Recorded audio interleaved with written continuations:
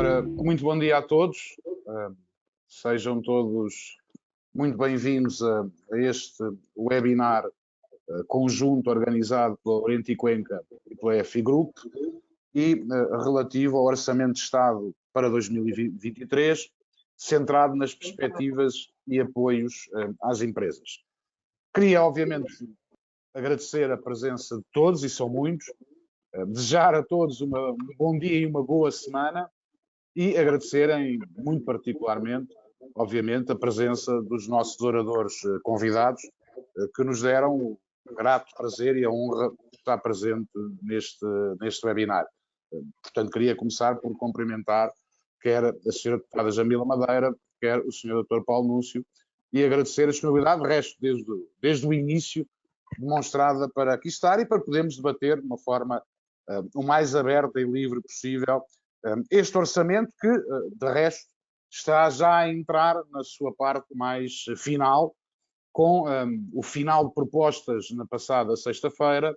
Imagino agora, e também até reforço esse agradecimento à deputada Jamila Madeira, porque sei bem a dificuldade dos dias pós propostas de orçamento, dificuldade que é ainda mais acrescida quando se apoia ao governo, e está-se agora a começar a fazer os guiões no sentido de poder preencher esse momento importante, mas nem sempre muito perceptível, pelo menos para o grande público, que é os guiões de votações e as votações na especialidade do Orçamento de Estado.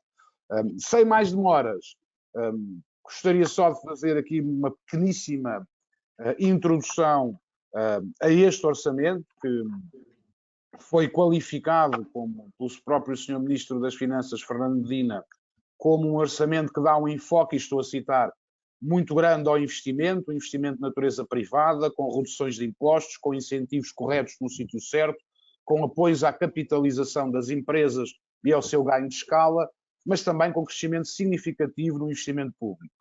Esta é a definição mais adequada, direi eu, porque é aquela que é do próprio responsável por este Orçamento de Estado, o Sr. Ministro das Finanças. Convém agora é percebermos neste diálogo que iremos ter e que seguramente nos permitirá perceber se é assim. Se é assim, desde logo, porque também há uma previsão que a inflação possa cair para 4% no próximo ano, que o produto interno bruto avance 1,3%, quando nós, a maioria das previsões internacionais, pelo menos, o que também falham e que valem o que valem, apontam para números, se calhar, não tão otimistas e até prevêem estagnação e, em alguns casos, contração, quer na União Europeia, quer no principal motor económico da União Europeia, a Alemanha.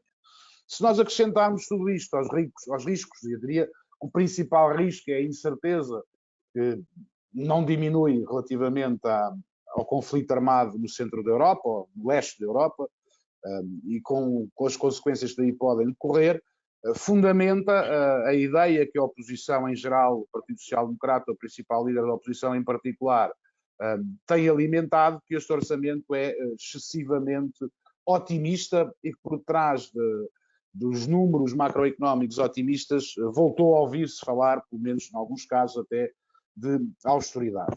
No fundo, é um pouco um orçamento que tem duas visões que eu procurei aqui resumir de forma muito breve: uma visão do governo, uma visão, vamos chamar-lhe otimista ou realista, não sabemos, mas uma visão que acentua o aumento de salários, das pensões, do apoio às famílias, a baixa do IRS no segundo escalão, do IRCI para algumas empresas que investam ou que façam aquisições, e por outro lado, e no oposto, no polo oposto, a ideia que a oposição tem partilhado, de que, pelo contrário, este é um orçamento que já faz, ainda que indiretamente, a dita austeridade, e que é um orçamento até, no limite, um pouco desatualizado, no sentido em que faz previsões mais otimistas daquelas que são feitas por outras instituições, nomeadamente instituições europeias. Bom, mas para isso temos cá dois especialistas, a senhora deputada Jamila Madeira e o Dr. Paulo Núncio, quem repito os meus agradecimentos, e passo muito brevemente a apresentar. O currículo é longo, vasto e rico.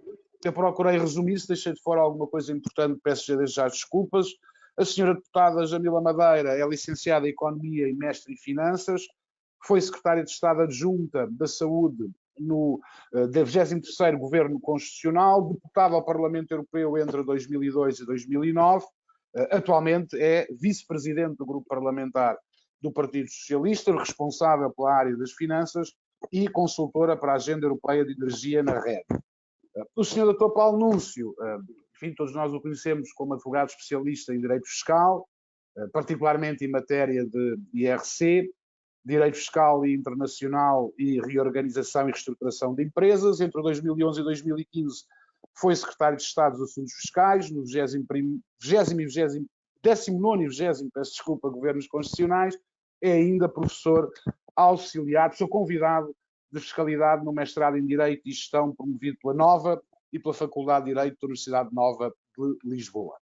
Passaria então, enfim, respeitando se calhar não o cavalheirismo, mas respeitando um pouco aqui uma certa hierarquia, digamos assim, do ponto de vista político, passaria a palavra ao Sr. Dr. Paulo Núncio, talvez permitindo desde já, para enquadrar esta intervenção, fazer duas perguntas. Uma que vem um pouco de acordo com aquilo que já foi dito, ou seja, não é que queira que assuma aqui nenhum papel da oposição, não é o que está em causa, mas a verdade é que, de facto, há muito esta ideia que perpassou que as perspectivas macroeconómicas deste orçamento não eram compagináveis com o cenário de risco europeu e mundial, direi eu, que atravessamos. É assim, há de facto motivos para estar preocupado e para, de alguma forma, pensar que este orçamento possa, antes mesmo de ser aprovado, estar desatualizado, por um lado. Depois, mais especificamente, uma segunda pergunta, é verdade que o Governo anunciou aqui um conjunto de apoios, nomeadamente às famílias, mas relativamente às empresas, terá sido pouco ambicioso? Era possível fazer mais, mesmo neste cenário não, de risco e não tão otimista? São estas, no fundo, duas perguntas enquadradoras que eu sei que dariam muito para falar, mas que passo desde já a palavra, agradecendo mais uma vez o prazer e a honra que nos dá de estar presente. Eu gostaria, em primeiro lugar, de agradecer o convite e as palavras simpáticas que me foram dirigidas, fazendo, no entanto, uma ressalva. Eu já não estou a exercer docência no mestrado de Direito e Gestão da Universidade Nova, enfim, foi referido de facto, exerci essas funções, neste momento já não estou a exercê-las. Também queria agradecer o convite, a participação do Dr. Jamila Madeira, e fazendo votos para que, de facto, este webinar possa ser útil para quem nos está a ouvir. Começando com as perguntas que me foram dirigidas, eu diria que, na minha perspectiva, o cenário macroeconómico em que assenta a proposta de Orçamento de Estado para 2023 é demasiado otimista e corre o risco de já estar desatualizado. Bom, o Governo continua a dizer que está tudo bem, afastando um cenário de recessão económica, continuando a dizer que o país vai continuar a crescer em 2023 1,3%, acho que é essa a perspectiva e o cenário que o Governo trabalha nesta proposta de Orçamento de Estado. Bom, mas ao contrário do que diz o Governo, o Conselho de Finanças Públicas, logo quando a proposta foi apresentada, estimou uma forte desaceleração do crescimento para 2023, não afastando um cenário de recessão económica, em resultado fundamentalmente de dois fatores. Por um lado, a cada vez mais certa recessão económica na Alemanha. É bom perceber que a Alemanha é o nosso principal cliente, é o país que compra mais produtos portugueses e por isso é o país mais importante em termos de exportações portuguesas. E um segundo fator é também o previsível agravamento da guerra na Ucrânia, que tem, infelizmente, ainda um fim à vista. O próprio BCE já veio prever uma possibilidade de um cenário de recessão económica ao nível da União Europeia e a última instituição a rever em baixa as perspectivas de crescimento foi a União Europeia, a Comissão Europeia há poucos dias, na semana passada, que não só para Portugal, mas para todos os outros países da União Europeia. Vivemos, por isso, momentos de grande incerteza que, na minha perspectiva, aconselhariam a um discurso mais prudente por parte do governo e principalmente um cenário macroeconómico mais realista e menos otimista. Todos nos lembramos, por exemplo, que em maio deste ano o governo previa uma taxa de inflação de 2% para o ano de 2022 e de 1% para o ano de 2023. Bom, estamos em novembro e já se sabe que a taxa de inflação em outubro deste ano superou os 10%, o que significa que o governo se enganou redondamente na previsão da inflação. Para além disso, e para além da evolução do PIB e da taxa de inflação, parece-me importante também analisar com cuidado a evolução das taxas de juros de referência do Banco Central Europeu e o impacto que a evolução das taxas de juros terá na sustentabilidade da dívida pública portuguesa e na sustentabilidade também das dívidas das empresas e das famílias. O que sabemos, e esta é a minha opinião, o que sabemos é que o governo perdeu uma oportunidade de ouro nos últimos 8 anos de fazer um conjunto de reformas estruturais que modernizassem o país e robustecessem o crescimento económico e que permitissem de alguma forma Portugal fugir à armadilha da dívida, ou seja, que permitissem retirar Portugal da zona de risco de uma nova crise da dívida. Na minha opinião, nada foi feito, ou muito pouco foi feito nestes últimos 8 anos. O governo limitou-se basicamente a gerir o dia-a-dia, sem fazer as reformas estruturais necessárias, com uma grande ausência de ímpeto reformista, diria eu. Bom, e a dívida foi crescendo, e neste momento temos uma dívida muito maior do que tínhamos há 8 anos atrás. Eu só recordo em termos de números, para não ficarmos só nos adjetivos, em termos de números, Portugal tinha uma dívida de 235 mil milhões de euros em 2015. A perspectiva deste ano é que o país acabe com uma dívida à volta dos 285 mil milhões de euros. Ou seja, num prazo de 7 anos, a dívida pública portuguesa aumentou 50 mil milhões de euros. E o governo prevê mesmo na proposta de Orçamento de Estado que a dívida pública em 2023 ultrapasse pela primeira vez os 300 mil milhões de euros. Bom, o que é, na minha perspectiva, preocupante, embora possa haver uma redução em termos de PIB per capita, e isso tem muito a ver com um fenómeno inflacionista, mas enfim, não vou perder muito tempo com esse aspecto. Estou a referir-me ao aumento da dívida pública em termos absolutos. Bom, e Portugal, hoje com mais esta crise, está particularmente vulnerável a qualquer alteração da taxa de juros do BCE. Sabemos que o BCE aumentou em 75 pontos base a taxa de referência, agora recentemente. É previsível que o aumento da taxa de referência continue a acontecer, por um lado para limitar ou para conseguir que a taxa de inflação possa ser reduzida para os 2%, conforme o mandato que está previsto no BCE, mas também como forma de não desvalorizar demasiado o euro face ao dólar, uma vez que, como sabemos, a Fed, o Banco Central americano, tem estado a aumentar a taxa de referência do dólar. E já se fala, e esse é o ponto que para mim também é preocupante e que é importante ser analisado, já se fala que a Fed pode aumentar a taxa de juros de referência para 4,5%, mesmo há pessoas a falarem em 5%.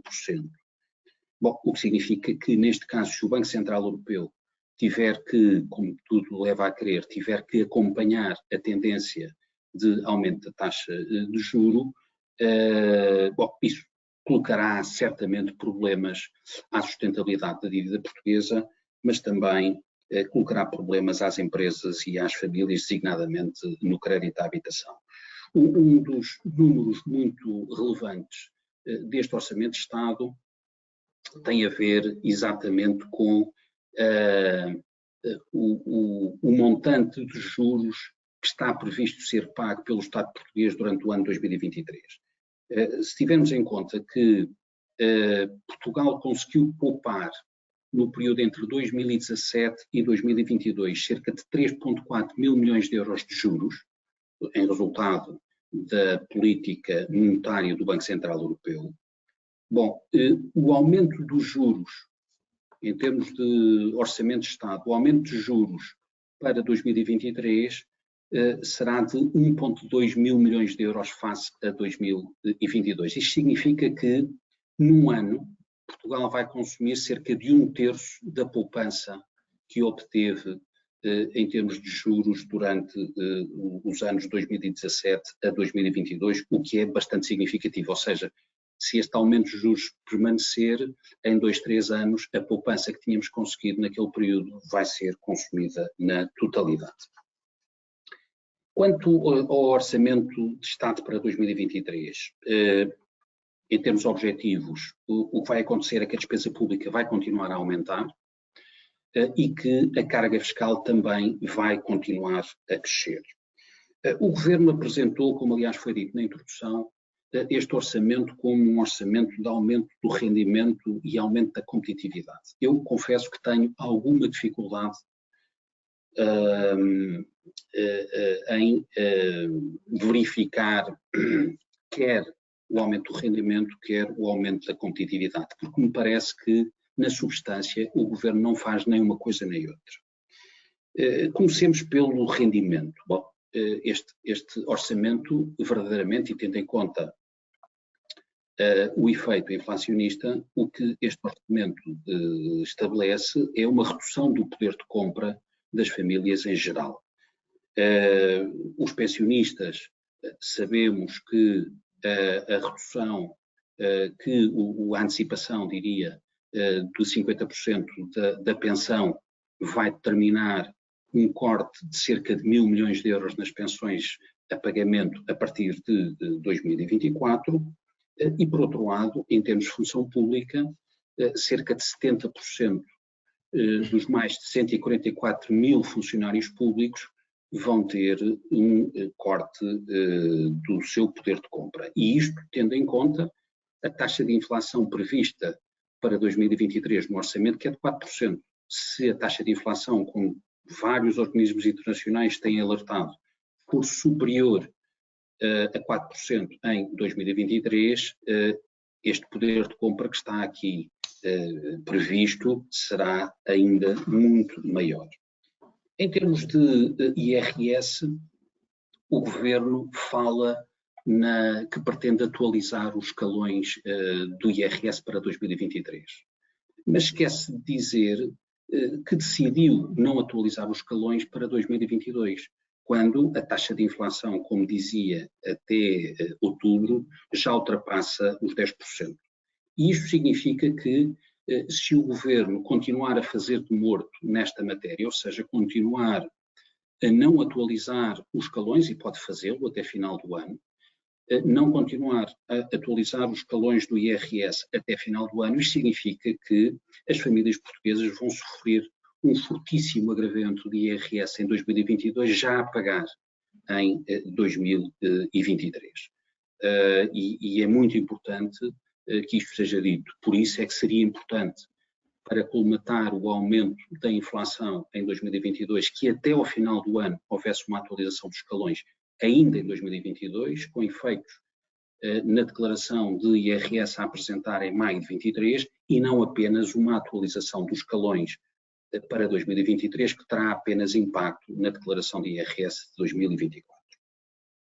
Depois, também foi referido na introdução, o Governo fala na redução do segundo escalão, da taxa do segundo escalão, de 23% para 21%. Bom, eu diria que esta medida tem muito pouco impacto. É uma medida, enfim, sem desprimor, uma medida para inglês ver. Porque é uma medida que o próprio Governo a contabiliza em cerca de 200 milhões de euros, o que significa que representa mais ou menos 1% da cobrança total de IRS estimada para o ano de 2023. O Governo prevê que cobrar cerca de 16 mil milhões de euros em IRS no ano de 2023 e, por isso, esta medida, representando 200 milhões de euros, significa aproximadamente apenas 1% da cobrança total, o que dá bem ideia da falta de substância e de dimensão desta medida no orçamento das famílias portuguesas. Por outro lado, ainda ao nível do IRS, eu gostava de realçar que esta proposta de orçamento de Estado não cria uma adoção à coleta dos juros do crédito à habitação, que me pareceria uma medida fundamental para ajudar as empresas do ponto de vista fiscal e do ponto de vista do IRS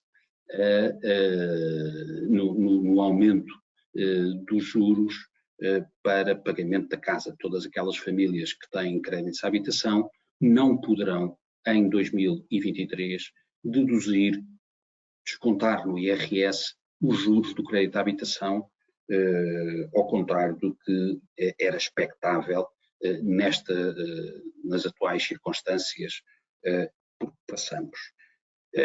Ao nível do IVA, também me parece que este orçamento poderia ter adotado a taxa zero sobre os produtos alimentares essenciais.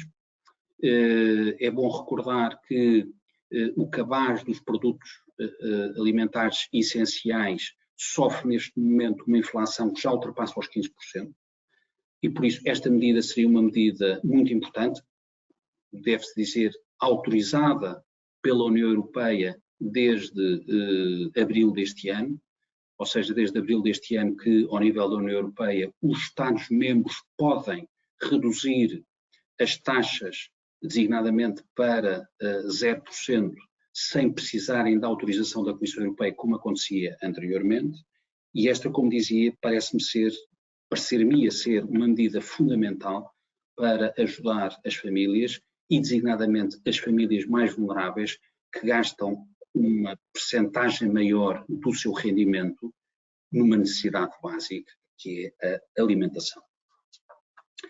Ao nível do IRC, como primeira nota, eu diria que o pecado capital é que Portugal vai continuar a ter a taxa estatutária mais elevada da União Europeia em 2023. A taxa, como sabem, é a taxa de 31% e, na minha perspectiva, isto é uma desgraça para a atração de investimento estrangeiro e para o crescimento económico do país. Isto significa que o Governo continua sem cumprir o acordo da reforma do IRC de 2014, que foi, recorde-se, assinado pelo PST, pelo CDS e pelo PS em 2014 e que previa uma redução da taxa até aos 17%. É bom recordar que todos os países que ultrapassaram Portugal em termos de PIB per capita têm uma taxa de IRC muito mais competitiva que a portuguesa. O IRC, existem inúmeros estudos internacionais, é um elemento decisivo para o crescimento económico e para a atração de investimento estrangeiro. Infelizmente, em Portugal, em 2023, vamos continuar a ter a taxa estatutária mais elevada da União Europeia, o que é muito negativo. Mas não posso deixar de referir duas medidas que me parecem positivas no IRC e que estão previstas para o Orçamento de Estado de 2023. Por um lado, a medida de incentivo fiscal à capitalização das empresas decorre basicamente da reformulação e unificação de dois incentivos fiscais que já existiam. Por um lado, a dedução dos lucros retidos e reinvestidos e, por outro lado, a remuneração convencional de capital.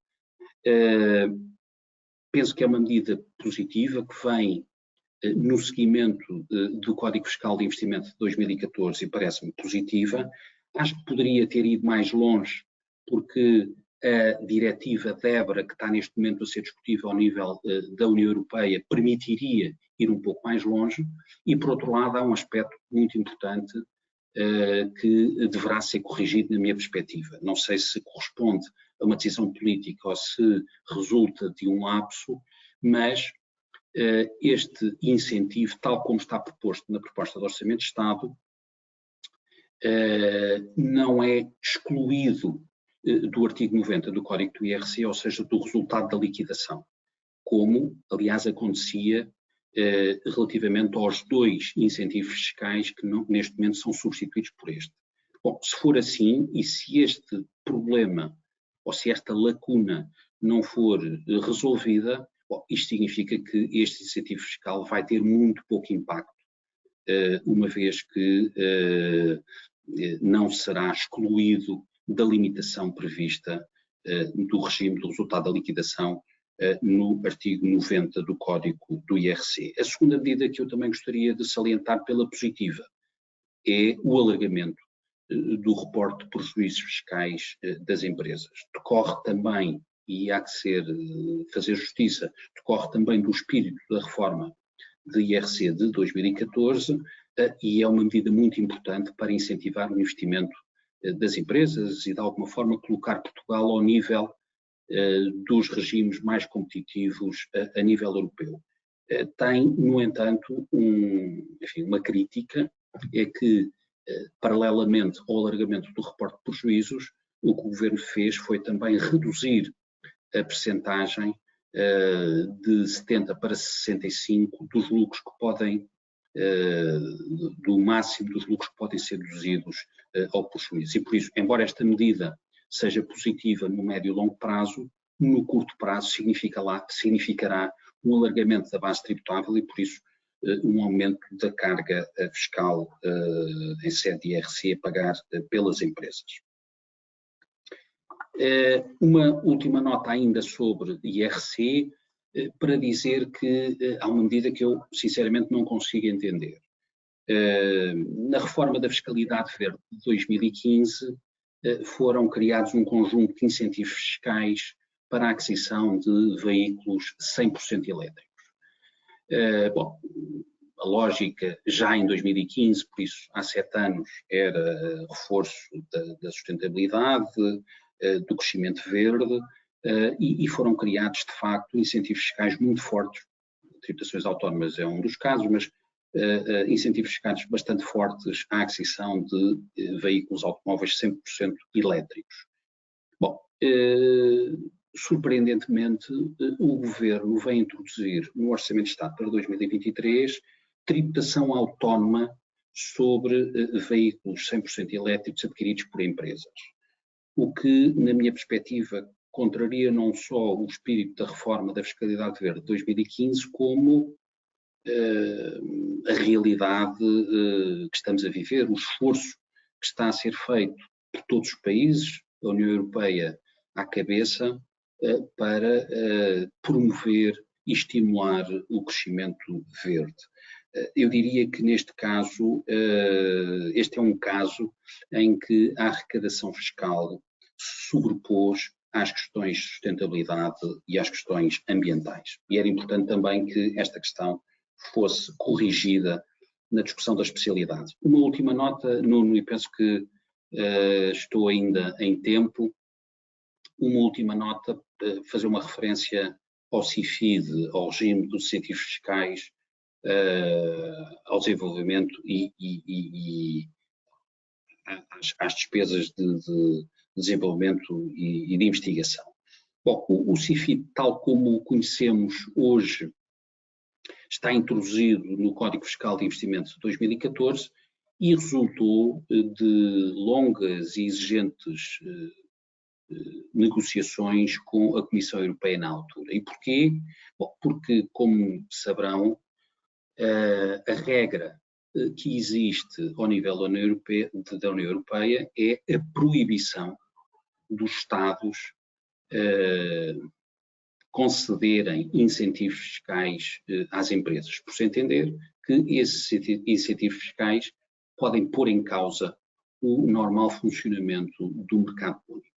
E por isso só pode haver incentivos fiscais às empresas, incentivos fiscais seletivos, específicos para determinadas matérias, se os mesmos tiverem uma finalidade que esteja subjacente aos tratados europeus e se os mesmos forem autorizados pela Comissão Europeia nos termos dos regulamentos europeus aplicáveis. Bom, é o que acontece com o CIFID e é por isso que o CIFID consta do Código Fiscal de Investimento. O CIFID é neste momento provavelmente o incentivo fiscal mais importante em termos de montante dos créditos fiscais atribuídos às empresas.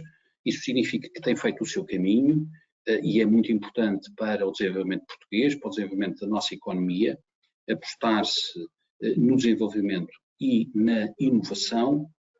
Como todos os incentivos fiscais, o CIFID é suscetível de ser melhorado, de ser atualizado, de ser aprimorado.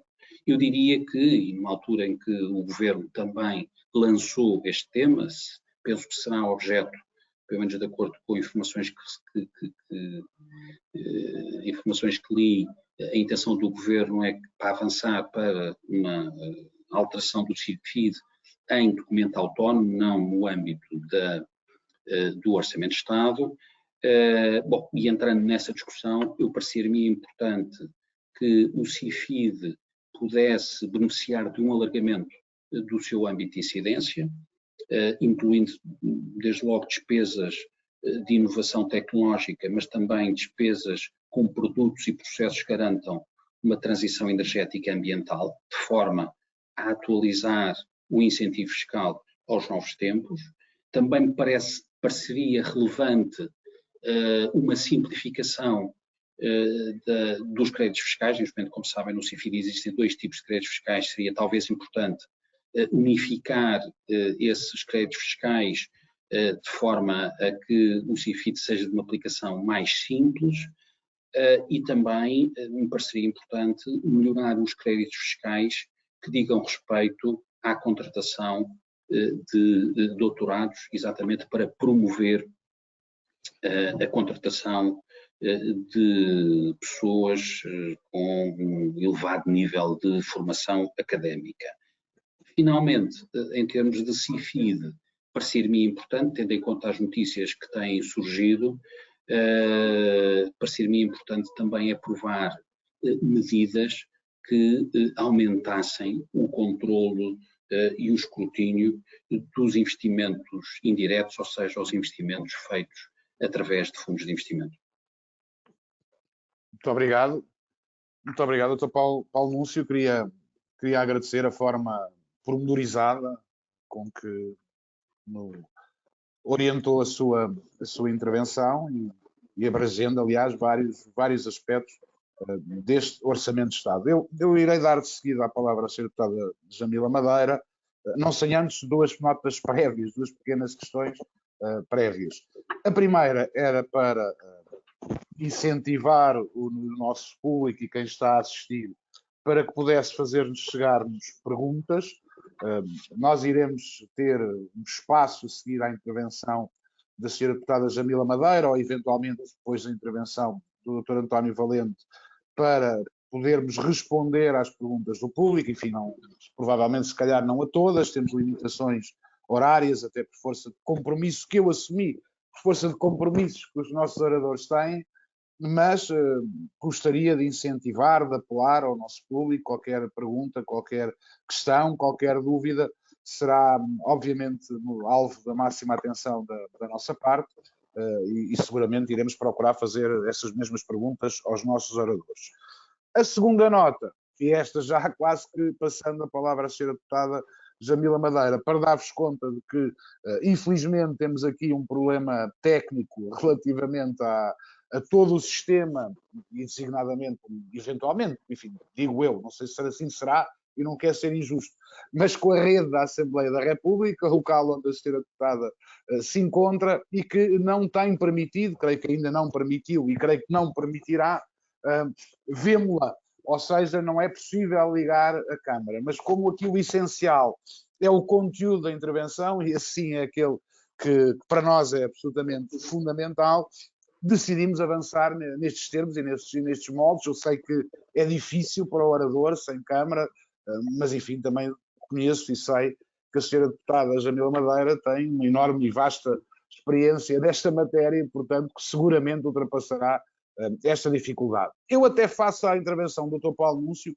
confesso que vou ser muito restrito nas perguntas que lhe posso fazer. Na verdade, a Sra. Deputada tem aqui a tarefa nem sempre fácil digo eu, de defender o Orçamento de Estado e, num certo sentido, já terá ainda que indiretamente, muitas questões para esclarecer. Gostaria apenas, até como forma de lançar esta intervenção, só que pudesse abordar uma questão que, creio eu, tem estado na ordem do dia, também ela com visões muito opostas acerca da verdade e da realidade, e que talvez fosse importante para esta audiência e para nós, seguramente é importante, poder qualificar. E que, enfim, é uma questão um pouco marginal em relação ao Orçamento de Estado, pelo menos do ponto de vista técnico, mas fundamental para a execução do Orçamento de Estado, creio eu, e que tem a ver com o famoso PRR e a sua execução. Nós, enfim, todos nós acompanhámos, enfim, a polémica mais ou menos pública, mais ou menos formal, mas aquilo que nos interessa mais é a questão substantiva e não tanto a questão da forma, e que aponta dados recentes que foram publicados para uma execução de 6% deste programa, que seria, a ser verdade, inferior àquela que estava estimada. Sobretudo até no PRR em relação às empresas. Portanto, nós gostaríamos de poder receber da parte da senhora deputada alguma informação em relação a este, repito, eventual e alegado atraso. Também não posso deixar também e até porque o senhor Dr. Paulo Núncio terminou a sua intervenção falando nesta questão do benefício fiscal e do CIFID, e sabendo e acompanhando nós as intervenções, quer do senhor Ministro das Finanças, Fernando Medina, quer do senhor Ministro da Economia, António Costa e Silva, nas audições, Ministro da Economia, e nas audições na especialidade do Orçamento de Estado, perceber o que é que podemos contar, se há alguma calendarização, se há alguma previsão mais concreta para esta proposta de lei, enfim, sabendo obviamente que a senhora deputada não faz parte do governo e nem tem como saber, mas poderia de alguma forma poder aqui dar-nos essas indicações. Por isso, mas sem mais delongas, voltando e insistindo no apelo às questões que a audiência nos queira fazer e fazer o favor de, pelos meios habituais, nos fazer chegar, que nós tentaremos que essas perguntas sejam feitas, passaria já de imediato a palavra à senhora deputada Jamila Madeira, a quem muito agradeço mais uma vez a disponibilidade, que bem sei que numa altura muito difícil para qualquer deputado, mas sobretudo um deputado que é vice-presidente e na área financeira e orçamental, agradecer-lhe sinceramente esta disponibilidade, que de resto foi desde a primeira hora. Senhora deputada, tem a palavra. Mais uma vez, muito obrigado. Vamos... Sim? Sim, estamos a ouvi-la, senhora deputada. Ok. Antes de mais, obrigada pelo convite. Peço desculpa pelas dificuldades, mas isto deve ser precisamente o mundo das restrições da cibersegurança que nos levem com 3 equipamentos diferentes, continua a não dar a câmara, portanto não é um problema, não é do equipamento, é claramente de algum suplemento securitário que o sistema tem e que naturalmente espero que seja eficaz para outras coisas, não seja só para nos impedir de nos vermos. Mas ouvimos-nos isso é já de si útil. E, portanto, agradecer. Eu não sei se estou em condições de responder a todas as perguntas que já antecipou, mas vou começar por tentar focar-me naquela que é o primeiro desafio, que é perceber qual é o papel deste Orçamento de Estado no contexto atual. E como sabemos, o contexto atual é um contexto que eu, antes de mais, costumo dizer, pela expectativa positiva que todos tínhamos relativamente ao momento imediatamente homólogo a este em 2021, é que ninguém estava à espera que 2022 fosse como está a ser. Primeiro, porque a 24 de fevereiro, sem parecer prévio de Portugal ou dos portugueses, eclodiu uma guerra, não é? E naturalmente isso levou a que todos os constrangimentos que estamos a viver nos caíssem em cima, mais ou menos como o céu desabou em cima dos gauleses. E, portanto, é disso que nós estamos a lidar. Portanto, estamos com uma enorme instabilidade externa e com uma relativa estabilidade interna que, aliás, nos permitia antecipar, como dizia, no momento homólogo em 2021, que 2022 seria um dos nossos melhores anos de sempre. E isso tem permitido que, apesar de toda esta instabilidade externa, nós consigamos ter, e mesmo mais recentemente, com os números que sexta-feira a Comissão Europeia libertou para a União Europeia, mas também, naturalmente, para Portugal, que nós continuamos a crescer acima da média europeia, embora não favorável quanto àquilo que seria expectável ou desejável. No ano homólogo a que me referi, de 2021, e onde todos os indicadores revelam que estamos melhor que os nossos pares. Isso não nos deixa mais satisfeitos, nem menos satisfeitos, deixa simplesmente a noção que estamos no bom caminho dentro das restrições de instabilidade externa que temos, e isso, essa instabilidade é instabilidade per si, e com um grau de imprevisibilidade e de incapacidade de dizer que há uma ciência exata para lidar com ela, muito clara, não é? E, portanto, o orçamento tende a ser uma ciência mais exata, mas tem que gerir cenários que nós não tínhamos há largas décadas, e bem. E, portanto, aquilo que nós sabemos foi que o Governo, a par dos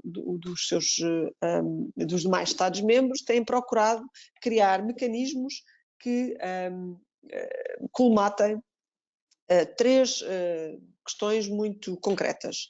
A redução dos impactos na erosão de rendimentos, por outro lado, o impacto, ou mitigar os impactos da crise energética e dos efeitos do incremento dos preços na energia, e também o mitigar o impacto que a quebra das cadeias de abastecimento, e que alguns circuitos de produção ligados aos bens alimentares, concretamente nos cereais ou nos fertilizantes, muito impactantes no resultado do preço final de muitos produtos alimentares, fossem colmatados.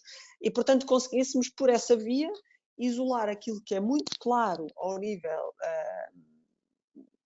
da estrutura da evolução da inflação nos últimos tempos, concretamente desde fevereiro até agora, na inflação, que é manter circunscrito o mais possível aquele que é o efeito que temos estado a viver de subida da inflação. Se nós conseguirmos fazer isso, e este orçamento procura continuar a fazer esse caminho, e já lá vou ao orçamento, nós conseguiremos ultrapassar ou tentar mitigar os efeitos desta situação o mais possível, sem gerar espirais inflacionistas. E, portanto, com isto nós estamos a circunscrever um problema, necessariamente não neutralizando em absoluto, temos clara noção disso, pela sua imprevisibilidade e instabilidade a que está associado, mas procurando sempre agir em cada momento de maneira a que ele seja o mais mitigado possível.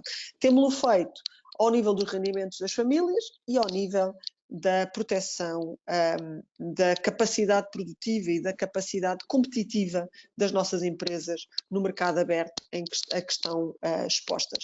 E, portanto, isso é particularmente relevante e julgo que cabe como enquadramento inicial, que é assumir instrumentos de estabilidade, assumir que esses instrumentos de estabilidade se traduzem em políticas credíveis e de confiança, e que naturalmente permitem que continuemos a estar nos diferentes outlooks e ratings já emitidos das diferentes agências de rating, progressivamente a melhorar. Os mais recentes continuam-nos a dar a melhorar, quer nos outlooks, quer nas novas revisões, e, portanto, temos uma noção que temos compromisso com os portugueses, temos metas com os portugueses e com os investidores e com as empresas, e temos a noção de que não podemos deixar nem empresas, nem famílias, ninguém para trás.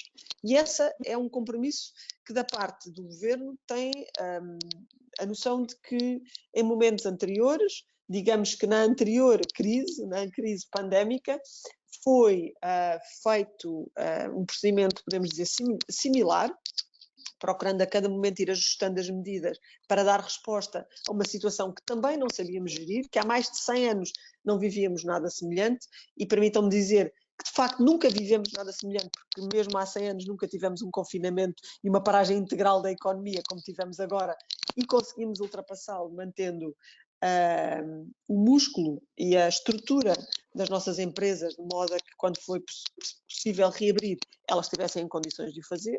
Também nunca vivemos uma situação em que passássemos uma crise como esta e continuássemos a ter indicadores ao nível do emprego e desemprego tão positivos, e isso, naturalmente, são elementos muito importantes para o robustecimento da nossa capacidade produtiva, da nossa produtividade, que é uma das nossas lacunas há muito tempo e que temos que conseguir continuar a melhorar, e, naturalmente, fazendo isso, e essa foi uma das questões que foi já aqui levantada, cumprindo com contas certas e melhorando naquela que é a nossa dinâmica de evolução positiva da nossa dívida pública.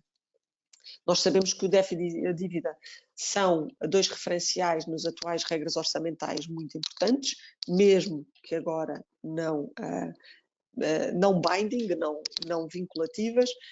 Sabemos que elas tenderão a ser também vinculativas no futuro e, portanto, e também sabemos que essa é uma fragilidade da nossa economia.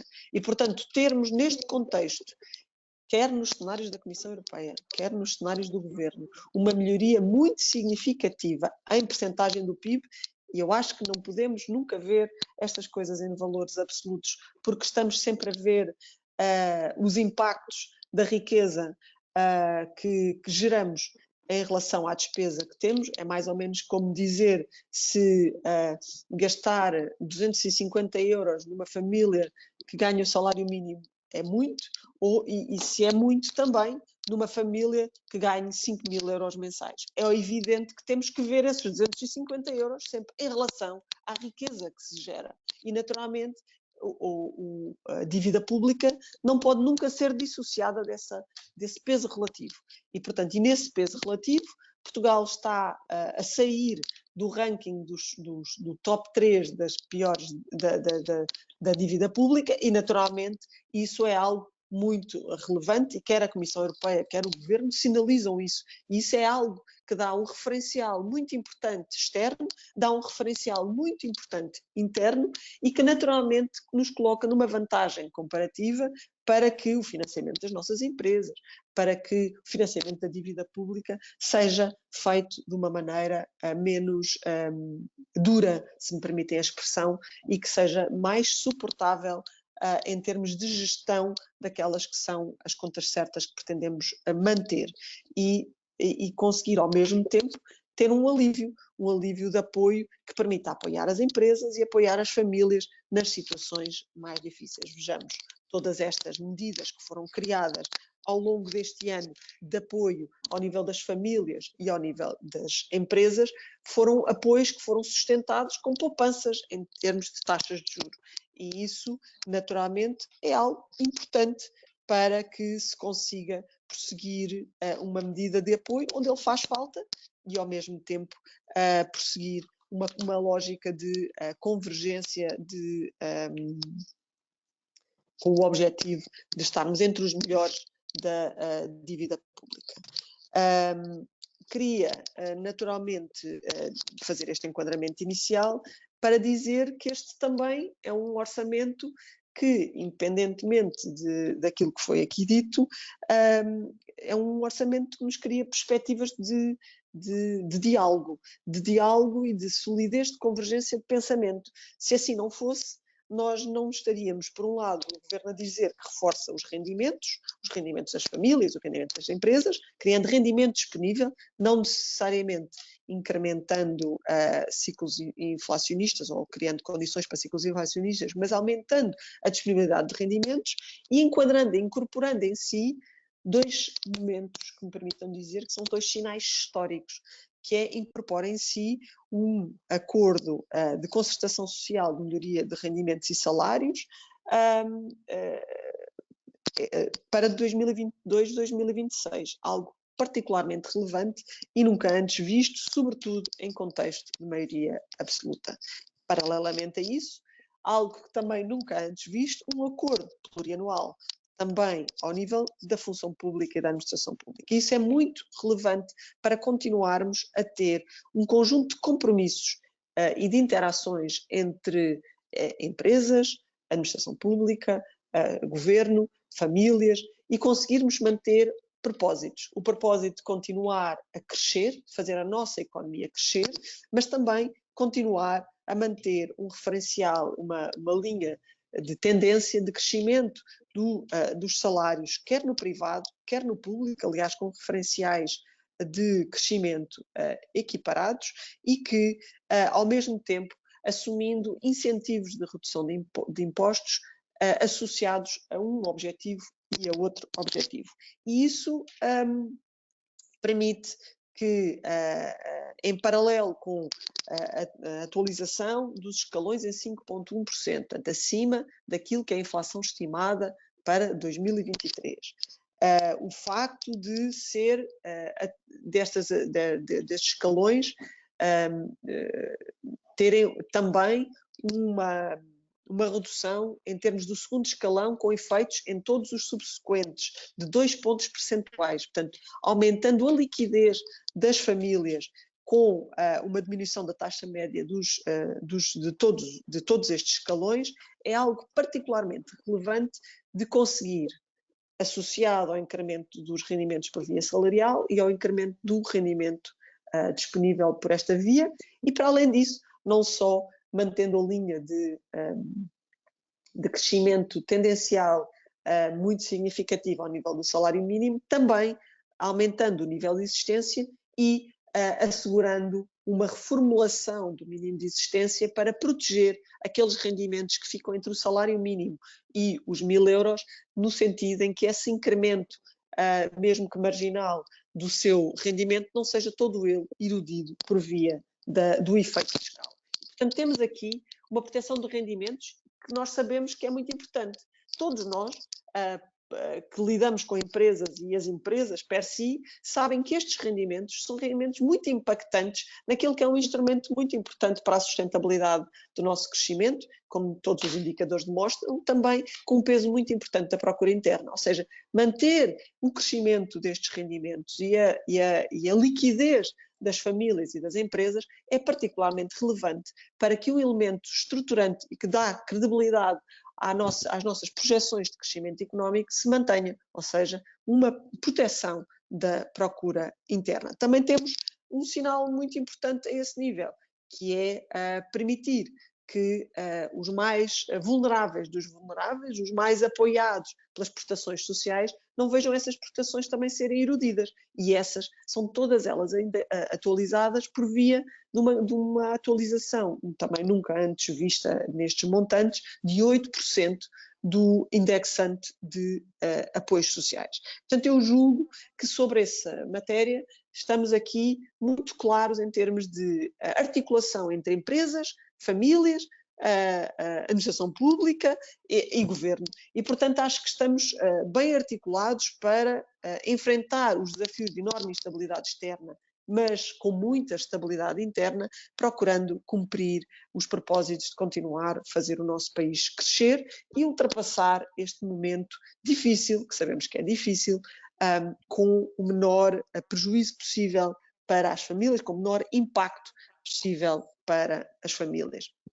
Gostava também de dizer que isto não é só visto na perspectiva dos rendimentos TUCUR, e quando nós falamos em proteção perante a proteção à oscilação suplementar do preço dos produtos energéticos, que tem vindo a ser feita quer ao nível do apoio, do diferencial, do efeito do IVA, diminuindo no ISP, com o apoio de mais 30% na fatura das empresas mais expostas ao consumo, portanto, mais consumo intensivas de energia, concretamente de gás, com a criação de um instrumento particularmente potente e que agora vai ser alargado aos demais Estados-membros, mas que inicialmente, e desde 15 de julho em vigor na nossa economia, mas inicialmente proposto e negociado apenas por Portugal e Espanha, que é o mecanismo de captação do preço do gás para não contaminação do preço da eletricidade e com isso proteger as faturas das nossas empresas de uma maneira generalizada, empresas e famílias de uma maneira generalizada, nós não estamos a fazer um instrumento de sumenos, estamos a fazer um instrumento que nos permite estar a léguas de distância dos valores que atualmente estão a ser cobrados em termos energéticos nos demais países da União Europeia e que nos colocam numa situação, vamos lá ver, nunca é favorável, porque os preços de captação de 40 euros ou de 50 euros são ainda assim muito elevados comparativamente com os preços que tínhamos antes, mas estamos a falar de 10% ou pouco mais do que isso daquilo que estão a ser cobrados noutros Estados-membros, onde esse mecanismo ainda não está em vigor. E, portanto, estamos a falar de uma proteção muito significativa e em que nem tudo se reverte em instrumentos de subsídios diretos, se me permitem a expressão, mas significam, de uma forma muito substantiva, um alívio da situação difícil que o ambiente de instabilidade externa coloca. Claro que, a par disso, Portugal tem estado, em conjunto com os seus congêneres europeus, a encontrar mecanismos alternativos para fontes de abastecimento de gás, de alívio das situações de dependência dos nossos grandes, como o Paulo Núncio dizia, dos nossos grandes consumidores de muitos dos nossos produtos, mas nós próprios também consumidores de muitos dos produtos deles, como seja a Alemanha, para que este impacto nas suas próprias economias seja diminuído, não só na nossa produção, mas também na economia alemã, que, como vocês sabem, depende a 100%, ou dependia a 100% do gás russo, e, portanto, o impacto aí é tremendo e, naturalmente, temos que os ajudar e temos promovido um conjunto de estratégias conjuntas para que, rapidamente, no espaço, houve medidas a 6 meses, a 12 meses e a 18 meses, para que, mesmo que a guerra se perpetue e se arraste, estas medidas tenham um efeito na diminuição, que normalmente não acontece, mas que neste caso, por ter uma razão muito concreta, possa acontecer de uma maneira atípica, que haja um retrocesso deste efeito inflacionista sobre o preço dos produtos energéticos, de forma a podermos regressar a preços mais, permitam uma expressão, normais, daqueles que são os tradicionais preços nos consumos energéticos, com certeza com a sua volatilidade, mas muito mais geríveis. Já tivemos isso em termos em momentos anteriores nas crises petrolíferas. Agora estávamos já a viver uma pressão a este nível por via da retirada do número de barris diários dos países emissores de petróleo, que ainda não estava reposta e que só se previa ser reposta em 2024, mas agora juntou-se esta questão do gás e, portanto, a situação não é fácil, mas naturalmente está a ser trabalhada. Mas este orçamento dá algumas respostas em termos de apoio ao investimento, e algumas já foram sinalizadas pelo Paulo Núncio. Eu julgo que é escusado estar a referir muitas delas. Eu julgo que todas elas têm um propósito: a fiscalidade mais justa nas empresas, um reforço quer do investimento público, quer do investimento privado, e um incentivo muito objetivo de investimentos na área das alterações climáticas. E isso são efetivamente medidas que estão vertidas e que poderei naturalmente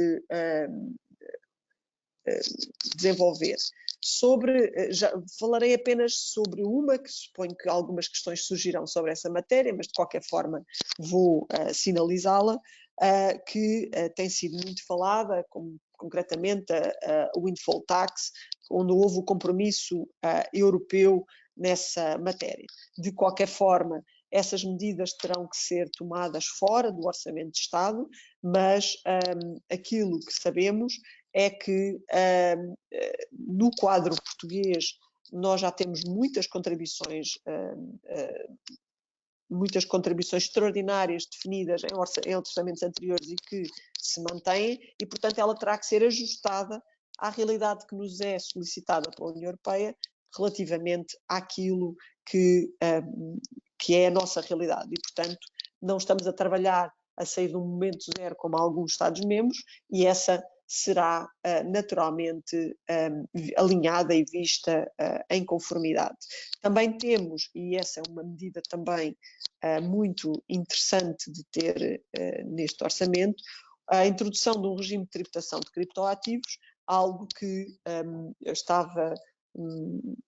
acho que não sendo jurista não estarei a induzir a dizer nenhuma incorreção legal, que estávamos no vazio legal, ou pelo menos num contexto mais concreto estávamos no vazio legal, e neste momento vamos ter um quadro fiscal amplo, adequado, que traz segurança e certeza jurídica e que permite tributar e regular este mundo que agora nos afeta muito concretamente. Sobre o PRR, não sei se não me estou a alongar, aquilo que vos posso dizer e que naturalmente tem sido alvo de... ainda antes de irmos ao PRR, continuando a falar de orçamento e de quando colocaram a questão do CIFID. A questão do CIFID é uma questão interessante, algumas propostas de alteração surgiram nesta matéria. Aquilo que o Governo tem estado a fazer, eu de facto não conheço todo o detalhe do calendário, mas está a estudar uma reavaliação para que o CIFID continue a prover os seus propósitos. E naturalmente, quando os propósitos da dinâmica da economia se alteram, quando estamos num quadro de transição climática, onde estamos num quadro de transição energética, onde estamos num quadro de aceleração da inovação e desenvolvimento, temos que olhar e continuar a ver se o quadro legal que o CIFID propicia hoje é aquele que mais interessa à economia portuguesa. E todos nós sabemos que com toda a revisão de diretivas, de propósitos e estratégias que durante o último ano aconteceram, é muito salutar que nós encaminhemos as empresas para aquilo que verdadeiramente serve o propósito da economia portuguesa. E, portanto, esta revisão, aquilo que vos posso adiantar, é que está a ser vista nesse prisma. E, naturalmente, tendo presente o sucesso que o CIFID tem tido ao longo destes anos, continuará a pretender que assim seja, com a certeza que nenhuma lei é imutável e que, se tal não for verificável na realidade posteriormente, será sempre ajustável. Sobre o PRR, e para vos dar os números que conheço, eu não tenho todos os números naturalmente, mas aquilo que vos posso dizer é que, primeiro, o PRR é um instrumento poderosíssimo que foi criado muito pela mão do nosso... pela mão, ambicioso dizer, mas posso dizer que foi muito pelo incentivo que o nosso Primeiro-Ministro colocou ao desafiar os seus pares a que era preciso aquilo a que muitos chamaram o novo plano Marshall pós-pandemia. E é assim que surge o PRR e é assim que ele é assumido pelos seus pares, teve muito de esforço português para que visse a luz do dia.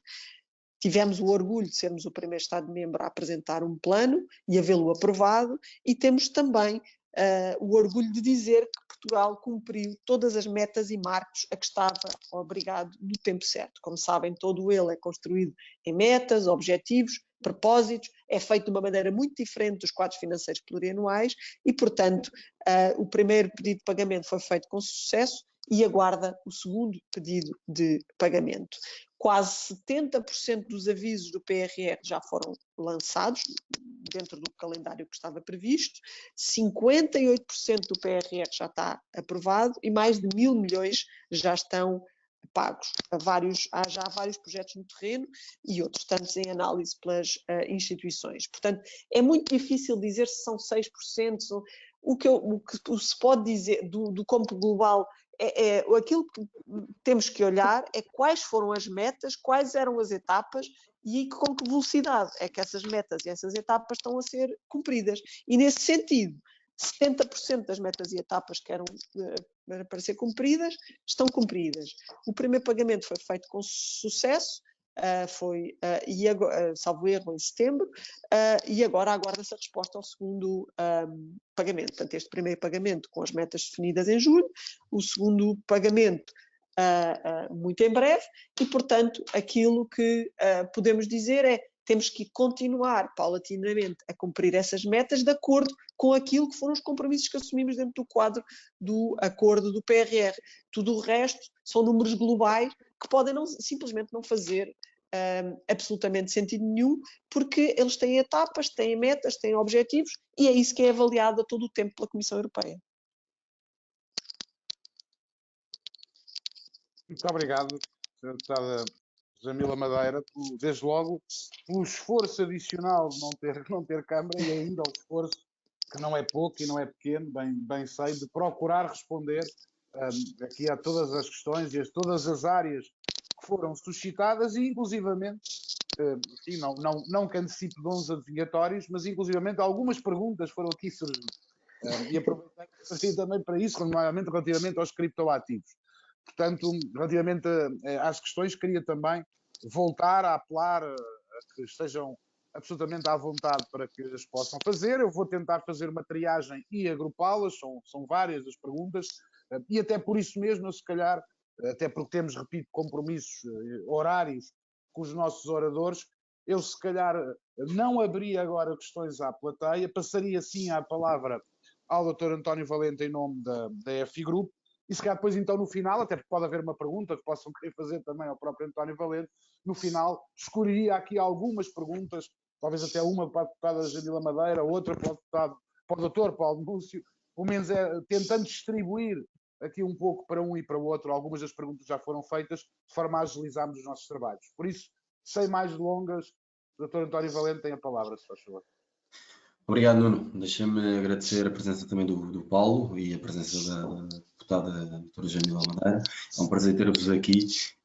Eu, relativamente àquilo que foram as intervenções dos demais e aquilo que me resta dizer, eu dividiria em 3 fases. A deputada Jamila Madeira estava a dizer de encaminhar as empresas e bem para aquilo que era os desígnios nacionais. Eu acho que falta claramente aquilo que é um desígnio nacional. Falta claramente saber onde é que queremos estar daqui a 5, daqui a 10 ou daqui a 15 anos e comunicá-lo de uma forma clara e inequívoca. Falta dizer se queremos nos posicionar numa ou noutra determinada área estratégica e com isso depois utilizar aquilo que são os instrumentos que são sempre escassos, são sempre limitados e que naturalmente um país que tem as limitações orçamentais que Portugal tem pode utilizar. E digo isto porquê? Porque, por exemplo, e muitos têm falado, e aqui não tentando ter nenhuma ideologia política, muitos têm falado naquilo que é o CIFID e naquilo que são as alterações necessárias ao CIFID. O CIFID nos últimos anos teve um crescimento significativo devido à linha F, que é a aquisição de unidades de participação por parte das empresas que consubstanciam um benefício fiscal. Isto, para quem nos está a ouvir, é extremamente importante, porque quem nos está a ouvir são empresas e percebem efetivamente isso, ou seja, compram unidades de participação e têm com isso um benefício fiscal. E é assim que os fundos de investimento levantam este mesmo montante de capital e que depois podem investir em empresas que vão por si realizar atividades de investigação e desenvolvimento. Ora, aquilo que a maioria das entidades parlamentares neste momento quer é terminar com essa mesma elegibilidade no âmbito do artigo F por determinadas questões, não pela natureza, mas por aquilo que é um possível abuso ou um possível aproveitamento daquilo que é o quadro fiscal em vigor. Aquilo que é a minha opinião é, se existe um abuso, então que se aumente a regulamentação. Ou seja, que não se elimine algo que inclusive tem aqui uma conotação positiva, pode ter aqui um enriquecimento no âmbito da economia, porque cria empregos, cria riqueza, cria equipamentos produtivos, cria investimento em investigação e desenvolvimento e com isto tem aqui uma valorização económica. Se existe a possibilidade porque efetivamente existem algumas entidades a utilizar, eu diria não de uma forma totalmente idónea como deveria ser, mais uma vez digo, que se regulamente. E dou aqui 2 ou 3 opiniões ou 2 ou 3 ideias que podem ser interessantes. Por exemplo, que o montante que esses mesmos fundos de investimento podem investir seja direcionado apenas e só, por exemplo, a PMEs. Ou, por exemplo, a determinadas áreas. O setor da biotecnologia, determinados setores que têm um crescimento bastante elevado. Por outro lado, que se coloque, por exemplo, um limite no âmbito daquilo que é a dimensão da empresa. Pode ser PME, embora aqui seja um crescimento bastante lato, mas podem pôr, por exemplo, até empresas de 5, 10, 15, 20 milhões, não sei. É algo que naturalmente o Parlamento serve para isso e serve para legislar e para, de algum modo, colocar este instrumento ao abrigo das empresas. Estamos a falar de que muitas vezes se fala de limitações e dificuldades orçamentais e neste momento existem vários fundos com bastantes recursos para investir naquilo que é a aceleração das empresas e que neste momento, mais uma vez, está-se a falar daquilo que é um término que, a meu ver, é errado.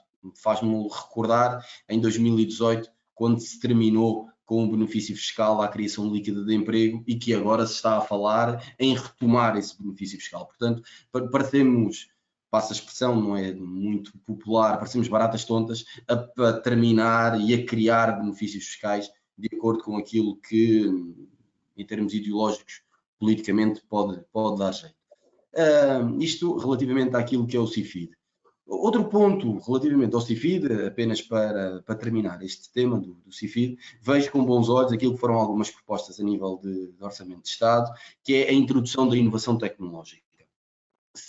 E acho que estamos todos de acordo, acredito que a deputada Jamila Madeira e o Dr. Paulo Núncio concordem comigo, que a competitividade das empresas e a competitividade nacional deve ser um desígnio nacional e a riqueza dos mesmos, então acredito que toda a gente entende que colocar num benefício fiscal a inovação tecnológica e fazer mais com menos deve existir, digamos assim, um benefício fiscal e por isso vemos com bons olhos, saudamos, e isto até vai em linha de conta com aquilo que os nossos pares já têm. Em Espanha isso existe, em França existe, no Reino Unido existe, Itália existe, portanto existem vários países e como tal saudamos essa mesma medida, bem como, por exemplo, medidas que se falam na introdução daquilo que é a fiscalidade verde e desta sustentabilidade e da eficiência energética.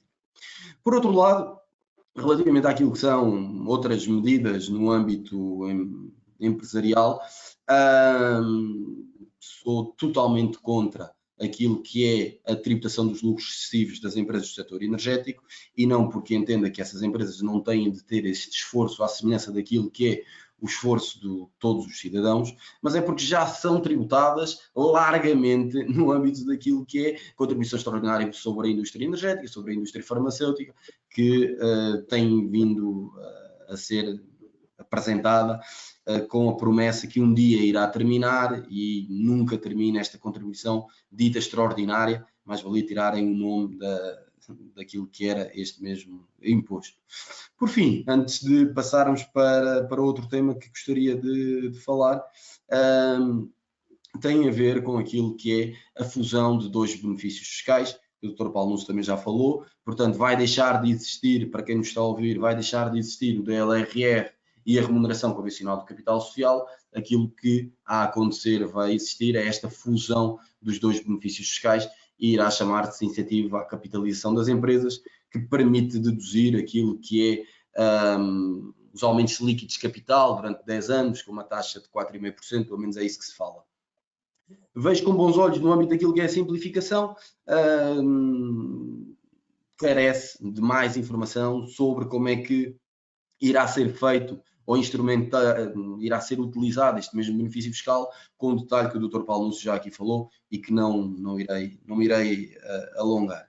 Por fim, até para não tornar a minha exposição bastante longa, dar uma nota relativamente àquilo que olho com bastante preocupação, num momento em que estamos a falar de taxas de inflação bastante grandes, como o Dr. Paulo Núcio já teve a oportunidade de falar, e de um retorno a um crescimento quase inerte entre 1% e o 2%, que naturalmente não nos permite a criação de riqueza. Quem cresce a 1%, 2% não cria riqueza, permitem-me dizê-lo assim, e o resultado é que estamos cada vez mais na cauda da Europa. Se prende, sim, com o PRR. É verdade aquilo que a deputada Jamila Madeira teve a oportunidade de dizer, que existem estas mesmas metas, etc., mas não podemos lamentar aquilo que é uma taxa de execução de 5%. Uma taxa de execução de 5% é uma taxa de execução de 5%, ou seja, não vale a pena estarmos a camuflar aquilo que é factual e que chega pouco dinheiro às empresas. Mas eu acho, sinceramente, que o problema teve na sua arquitetura, porque o PRR foi direcionado para aquilo que é a administração pública, pouco montante foi direcionado para as empresas, e prova disso é que neste momento está-se a tentar resolver aquilo que foi um erro na sua concepção, como por exemplo aquilo que foi um aumento da dotação no âmbito das agendas mobilizadoras e um aumento no âmbito daquilo que é o segundo aviso da descarbonização, que neste momento está em vigor e para o qual eu, de algum modo, peço a quem tem empresas que avalie esta oportunidade, porque é uma excelente oportunidade no âmbito deste mesmo aviso. Antes de passar para o Portugal 2030, dizer que também é de lamentar alguns problemas operacionais, e isto acho que é muito importante, porque às vezes até existem boas ideias e nós somos um país que tem efetivamente boas ideias no âmbito daquilo que é a execução, mas depois a operacionalização falha. Falha porque nós ainda no PRR, por exemplo, recentemente tivemos avisos onde o deadline, por exemplo, era 30/10 e a 20/10 ainda não havia o formulário para as empresas submeterem a candidatura. Sei que isto parece uma andota, mas não é. Isto aconteceu mesmo e acontece repetidamente. Outra coisa, para terminar, Nuno, e para termos tempo de fazermos responder algumas questões dos nossos convidados, é uma preocupação que eu acho que toda a gente partilha da mesma, que é: estamos a entrar em 2023 e o Portugal 2030 ainda não iniciou. Ainda não temos avisos, são 23 mil milhões de euros, ainda não temos nenhum aviso, ainda temos pouco mais do que algumas orientações no âmbito daquilo que são os chapéus e a dotação orçamental desses mesmos chapéus.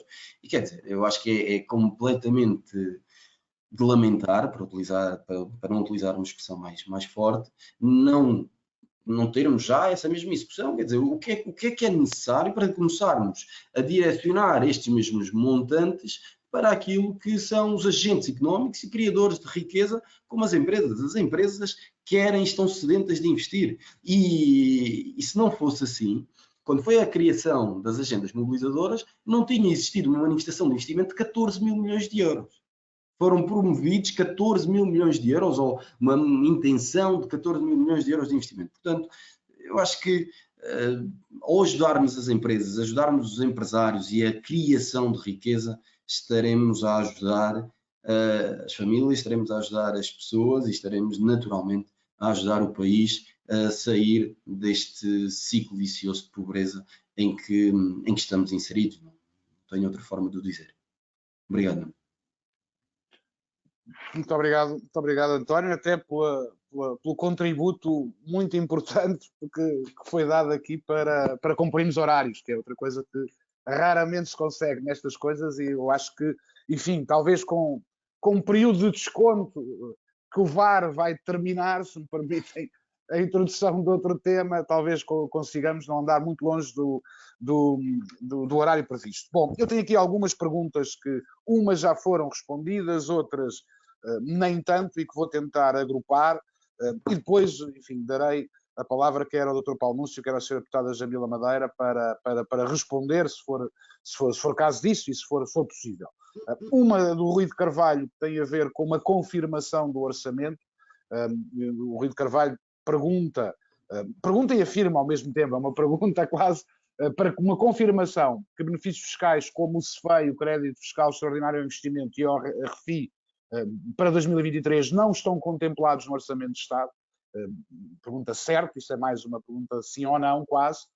Depois uma questão relativamente ao mecanismo ibérico energético, do David Tomé, aqui talvez mais para a Sra. Deputada Jamila Madeira, se poderia, embora tenha focado na intervenção, se poderia explicá-lo melhor. O Carlos Bacalhau refere aqui, a propósito até de uma intervenção do Dr. Paulo Núncio, relativamente à tributação autónoma nas viaturas elétricas, qual é a lógica que poderá estar subjacente a essa medida, nomeadamente tendo em atenção a necessidade de descarbonização e de apoio às energias verdes. E por fim, se calhar nesta fase, enfim, vou ver se haverá aqui mais alguma pergunta de última hora que eu ainda possa introduzir no debate. Há aqui algumas, mas talvez para já ficaríamos por aqui. O Hugo Chupina pergunta por medidas que promovam a tesouraria e a liquidez das empresas no Orçamento de Estado, ao mesmo tempo que, enfim, um pouco em jeito, não tanto pergunta, mas porventura mais de desafio, faz assim uma afirmação / pergunta genérica. O que é que pode motivar um empresário para investir na sua empresa para além da área do turismo? Depois, quanto às questões que coloca sobre o CIFID, eu creio que, nomeadamente em relação aos doutoramentos, já foram aqui, de alguma forma, não só sublinhadas por António Valente, como respondidas pela Sra. Deputada Jamila Madeira. Manteria talvez a ordem de intervenções, daria a palavra ao Dr. Paulo Núncio e de seguida à Sra. Deputada Jamila Madeira. Dr. Paulo Núncio, muito obrigado. Dr. Magalhães, muito obrigado pelas questões que são apresentadas, tentando responder rapidamente. De facto, os incentivos fiscais que foram referidos não constam da proposta, o que significa que, tendo uma duração temporária, e penso que no caso do CEFEI tinha uma duração anual, que o CEFEI não é continuado para 2023. Depois, relativamente à questão da tributação autónoma sobre os veículos automóveis 100% elétricos, a surpresa que foi levantada é igual à minha, quer dizer, não faz, na minha perspectiva, nenhum sentido que nesta lógica de promover o crescimento verde e sustentável, e sabendo nós que os veículos automóveis são uma componente importante dessa estratégia, que não é só portuguesa, é europeia, e que na questão fiscal teve um impulso significativo na reforma da fiscalidade verde de 2015, que agora o Governo introduza uma tributação autónoma relativamente aos veículos elétricos detidos pelas empresas. A única explicação que eu encontro, mas é meramente uma tentativa de explicação, é que o fator cobrança fiscal se sobrepõe, neste caso, ao fator sustentabilidade, ou seja, a partir do momento em que o mercado automóvel seja composto cada vez mais por veículos híbridos e 100% elétricos, os incentivos fiscais vão tendo um peso cada vez maior na receita. E por isso haverá aqui, admito eu, uma tentativa do Governo de evitar a erosão da receita fiscal decorrente da aplicação destes incentivos a um cada vez maior número de veículos automóveis 100% elétricos. É uma matéria que, na minha opinião, deveria ser objeto de uma discussão ponderada em sede de especialidade, e eu desde já deixo o repto à Sra. Deputada Jamila Madeira para que o próprio grupo parlamentar do PS tenha esta consideração de crescimento sustentado e esta consideração ambiental em conta quando este assunto vier a ser discutido. Finalmente, no que diz respeito às medidas de apoio à liquidez, na minha perspectiva havia uma medida de apoio à liquidez que devia ter sido adotada e que ainda está a tempo de ser adotada no ano de 2022, que seria a redução ou mesmo a eliminação dos pagamentos por conta.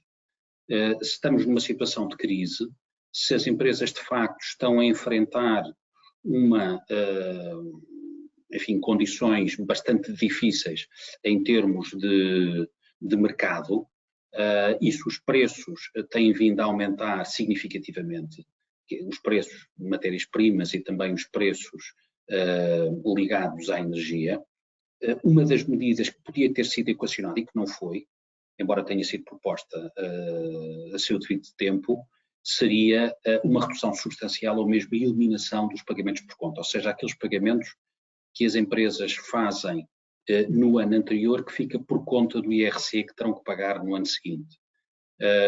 E o Governo, é bom ter esta noção, no final de outubro e em resultado da inflação, a cobrança fiscal ultrapassou os 7 mil milhões de euros face à cobrança fiscal do mesmo período homólogo do ano anterior. Ou seja, em outubro de 2022, a cobrança fiscal está a crescer mais de 7 mil milhões de euros do que a receita fiscal cobrada até outubro de 2021. E por isso havia espaço e havia possibilidades de o Governo ter sido bastante mais ambicioso no apoio à tesouraria das empresas e designadamente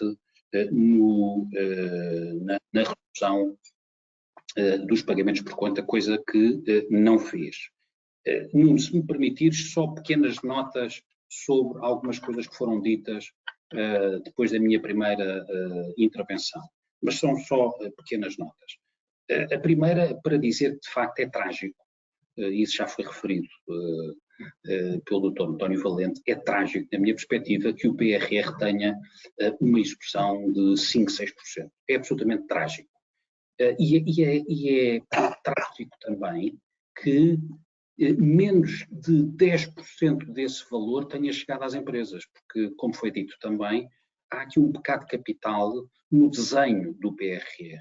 Ao contrário de outros países, eu estou-me a referir, por exemplo, à Grécia, é o exemplo mais que me vem à cabeça, a parte substancial do PRR, cerca de mais de 70%, é para o setor público, menos de 30% é para as empresas. Bom, não obstante este erro inicial, erro na minha perspectiva de desenho do projeto, porque o programa tinha que ser muito mais direcionado para as empresas e para a competitividade das empresas, é trágico que desses 1.000 milhões de euros, menos de 10%, menos de 100 mil euros tenham chegado às empresas. E uma segunda nota que também é muito relevante é que com este nível de execução, que é um nível muito baixo, é bom enfatizar, Portugal pode correr o risco de perder fundos comunitários que estariam disponíveis se a execução fosse pelo menos uma execução normal. Ou seja, para além de o PRR não estar a ter o efeito que deveria estar a ter na economia, Portugal, com este nível baixíssimo de execução, está a correr um sério risco de depois não ter capacidade de cumprir a totalidade do programa nos timings definidos e corre também o risco de, como já foi, aliás, sinalizado pela Comissão Europeia, de não ser possível que o PRR seja prorrogado e, por isso, essa falha seja definitiva e não seja recuperável. Uma segunda nota, porque foi referido, e uma nota positiva, relativamente ao acordo de concertação social. A Sra. Deputada Jamila Madeira, e eu acompanho-a nessa nota, fez referência a que este ano foi possível assinar um acordo de concertação social com os parceiros sociais. Eu acho que isso é positivo, porque permite que discussões importantes de médio prazo sejam dialogadas, ponderadas e acordadas com os parceiros sociais. A única questão que me leva a fazer uma referência é que a Sra. Deputada, a certa altura, utilizou a expressão que, em maioria absoluta, um acordo de concertação social era algo que nunca tinha sido visto. Bom, eu admito que não tenha sido visto nos últimos 7 anos, porque esse esforço de concertação social foi, se me permitir, substituído por acordos feitos com a então chamada geringonça no âmbito do Parlamento. Mas a tradição dos acordos de concertação social era algo muito comum até 2015, e mesmo com maioria absoluta. E por isso é um retomar da normalidade, é uma nota positiva que eu deixo, é assim mesmo que, na minha perspectiva, se devem definir os objetivos a médio e longo prazo, é contando com a concertação social. O acordo em si, e as confederações patronais designadamente foram unânimes em dizer, o acordo em si é, se me permitir a expressão, um pouco chinês, no sentido de não atender às preocupações essenciais das confederações, no sentido de criar condições para o país crescer de uma forma robusta nos próximos anos, mas ainda assim, embora pouquinho, é um acordo saudar e é fundamentalmente essa a forma correta de governar que foi interrompida nos últimos 7 anos e que felizmente agora foi retomada. Muito obrigado, Dr. Paulo Núncio. Sem mais demoras, até porque acabámos de atingir a hora, o horário previsto para terminar. Senhora Deputada Jamila Madeira, para uma intervenção final.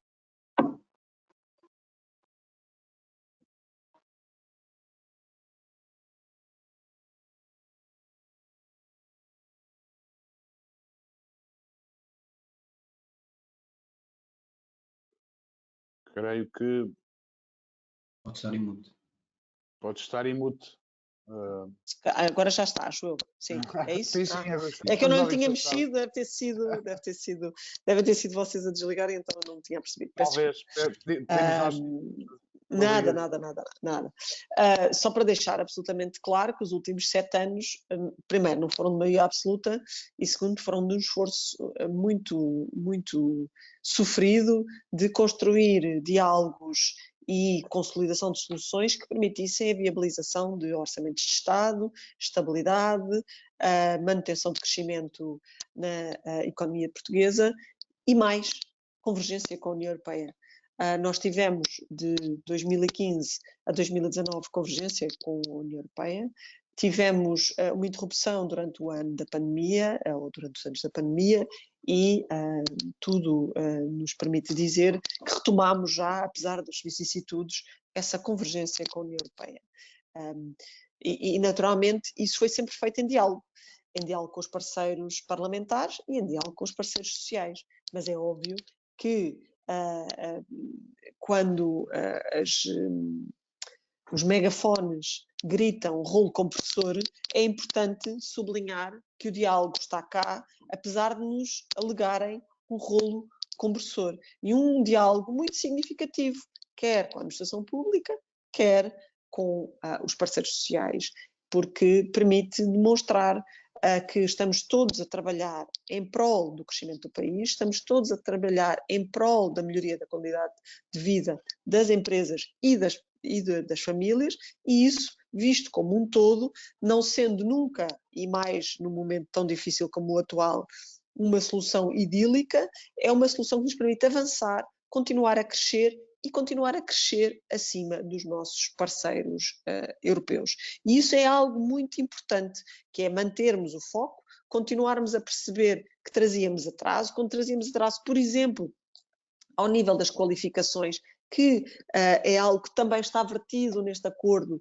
de concertação social, que tem a ver com a incorporação de quadros mais qualificados, com a incorporação desta evolução muito positiva que se sentiu nos últimos 5 anos relativamente a níveis de qualificação superior na nossa economia, que faz diferença na competitividade da nossa economia relativamente àqueles que são os últimos Estados-membros a aderir na União Europeia e que naturalmente nos colocava numa situação de fragilidade. Avançámos bastante, ainda temos muito para palmilhar e há objetivos muito claros no programa de governo nessa matéria, mas temos que incorporar essas qualificações e esse know-how e essa mais-valia nas empresas, e isso também está vertido não só ao nível salarial, mas ao nível de incorporação desse know-how neste acordo de concertação social. E isso demonstra que as empresas estão alinhadas com esta lógica de vamos criar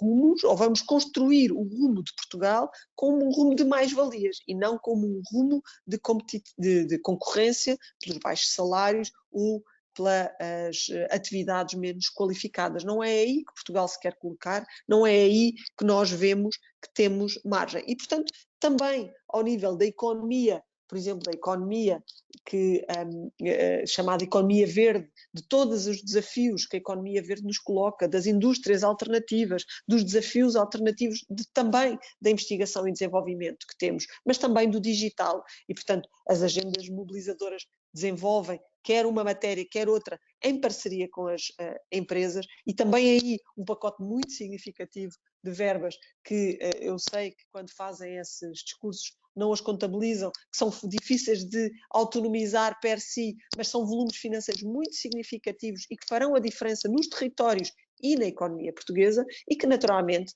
têm um papel muito claro e que nós temos que valorizar. E, portanto, o que o Governo tem que continuar a criar condições é para que todos estes obstáculos que podem existir e que tentou fazer em diálogos com, ainda na anterior legislatura, em diálogos com todos os parceiros parlamentares, da direita à esquerda, de simplificação e agilização da contratação pública, possam continuar a acontecer, garantindo transparência e efetividade, mas também garantindo celeridade. Nós sabemos que nem sempre esses diálogos são profícuos, porque haverá sempre quem prefira quanto pior melhor, sobretudo quando não são os próprios que estão no governo. Mas trabalharemos sempre para que elas avancem. Fizemos uma alteração recente, se necessário for, tentaremos promover outras alterações que sejam sinalizadas como necessárias, mas até ao momento aquilo que temos procurado trabalhar são com os instrumentos que temos em presença para a contratação pública, para procedimentos que são conhecidos de todos e que são os sinalizados junto das instituições europeias e junto das entidades como os mais adequados. E, portanto, isto quer, quando se refere à PRR e às metas que estão definidas e aos instrumentos que, em vez de dizer 70% cumprido, podia dizer 100%, temos estes constrangimentos. Mas também temos os constrangimentos que nós sabemos e que estão bem sinalizados dos problemas das cadeias de abastecimento e que afetaram alguns dos concursos que estão nestes 30% que ficaram um pouco atrás. Mas não estamos, naturalmente, para trás nos metas e nos objetivos que o PRR definiu. Também não estamos para trás nas metas e objetivos que o PT 2030 definiu, e isso também é importante sinalizar. E por isso temos antecipado avisos e pagamentos por conta do mecanismo extraordinário de antecipação, que já foram abertos mais de 800 milhões em avisos no PT 2030. Ora, estamos num ano atípico e num dos anos de arranque. E num ano em que aprovámos, no meio de tudo isto, o Orçamento de Estado de 2022 em junho, não é? E, portanto, não estamos propriamente num ano regular.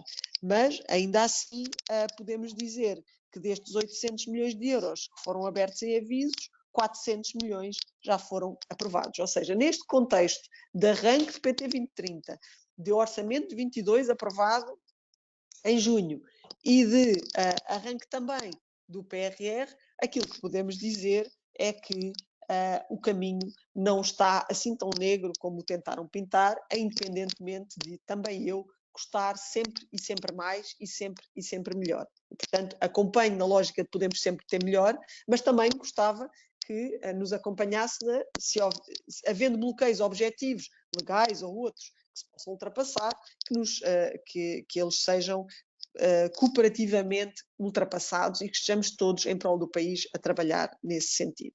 E foi nesse sentido, e para também não ter tantos impactos ao nível da contratação e dos cadernos de encargos que estavam em muitos destes objetivos, concretamente nesta questão da energia, que foi criado, por exemplo, o mecanismo ibérico. E quando sinalizam a preocupação com o mecanismo ibérico, o que é que o mecanismo ibérico nivelou? Nivelou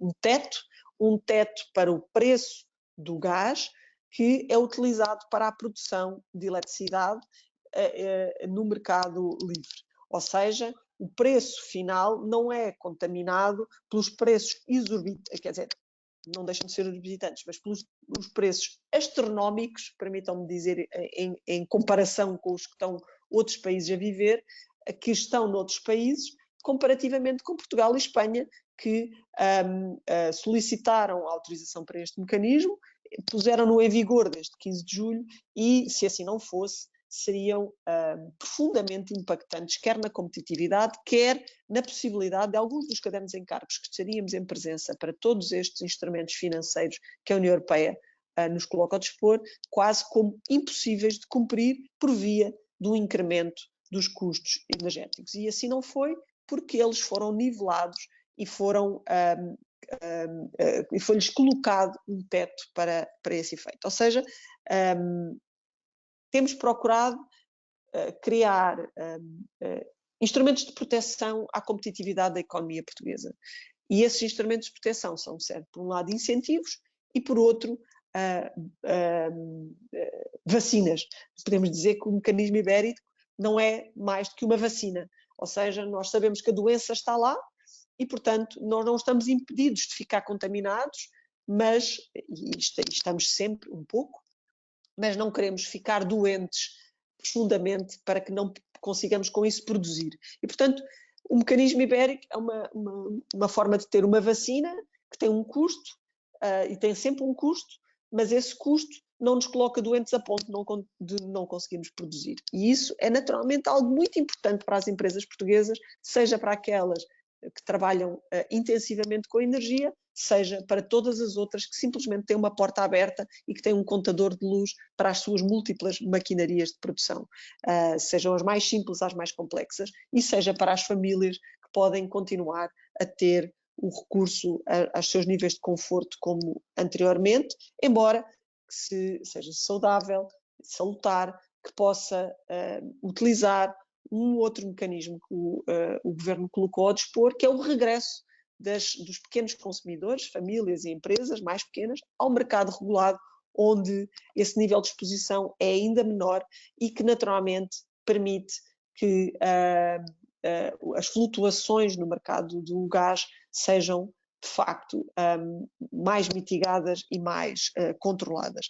E por isso aquilo que queria dizer é que não há soluções perfeitas em momento de guerra. E Portugal, solidariamente com os seus Estados-membros da União Europeia, tem uma guerra na Europa. E ao ser uma economia aberta, esses efeitos dessa guerra impactam muito diretamente. Claro que impactam em todos os países do mundo, mas a Europa é a zona europeia, é a zona do mundo mais afetada. E, portanto, aquilo que nós sabemos é que, solidariamente, muitas das soluções que temos promovido, temos procurado promover, quer para o apoio às empresas, quer para o apoio às famílias, quer no campo energético, em solidariedade com os outros Estados-membros, para que, à semelhança daquilo que fizemos no contexto da pandemia, não seja necessário haver múltiplas velocidades no acesso a apoios e instrumentos de apoio neste contexto. Acreditamos que assim estaremos mais fortes, mais robustecidos e que a nossa economia terá a ganhar. E, portanto, é nesse contexto que nos mobilizamos e é nesse contexto que procuremos atuar e corrigir. E essa é uma mensagem que o nosso Primeiro-Ministro tem dito sempre. Não temos a noção de que há soluções perfeitas. A todos os momentos a instabilidade nos traz novas informações e novas necessidades de ajuste, e é assim que atuaremos ao longo de todo este momento de dificuldades, que esperemos que seja o mais curto possível, e também estamos a atuar para que seja o mais curto possível. Muito obrigado, Sra. Deputada. Enfim, são 12h43, portanto, está na hora de terminar com este webinar e de cumprir com a minha palavra e com o meu compromisso. E, portanto, não vou me alongar, a não ser agradecer a presença de todos, e permitam-me todos, muito em particular dos nossos convidados, do Dr. Paulo Núncio, da Sra. Deputada Jamila Madeira, que enriqueceram muito este nosso webinário e esta nossa manhã, tornaram-no bastante mais produtivas, com visões diferentes, às vezes convergentes, mas ainda bem que assim é, porque depois agora cabe a cada um de nós tirar as nossas conclusões e, sobretudo, ficar com mais dados para que possamos tomar conclusões ainda mais esclarecidas. Este orçamento necessariamente não será muito diferente daquele que foi apresentado, porque as propostas de alteração, pelo menos aquelas com aprovação mais ou menos... Mas há muitas propostas de alteração. É verdade, é verdade. Eu temo é que das 1.700, creio eu, mais de 1.700 mais de 1.700, algumas ou bastantes não serão aprovadas, mas em todo o caso isto servia só para sublinhar esta ideia que o Orçamento de Estado agora que vai entrar na fase decisiva de votação, e queria agradecer mais uma vez à Sra. Deputada Jamila Madeira, sei bem o quão difícil é esta fase para quem está na Comissão de Orçamento e Finanças. O Dr. Paulo Núncio também sabe muito bem disso, e portanto queria agradecer mais uma vez, e em especial à Sra. Deputada Jamila Madeira, e seguramente acompanharemos agora a versão final do Orçamento com estes guiões e com estas votações, e por isso tornou ainda mais útil este webinário. Bom, estou a ser aqueles moderadores que estão a tomar mais tempo do que tinha prometido. Agora, terminar este webinário, agradecendo mais uma vez a todos a presença e, eventualmente, no futuro, podemos continuar a fazer este tipo de webinário, para o qual contaremos, obviamente, com a participação e colaboração de todos. Muito obrigado mais uma vez, um bom dia e uma boa semana. Obrigado, Obrigada pelo convite. Obrigada.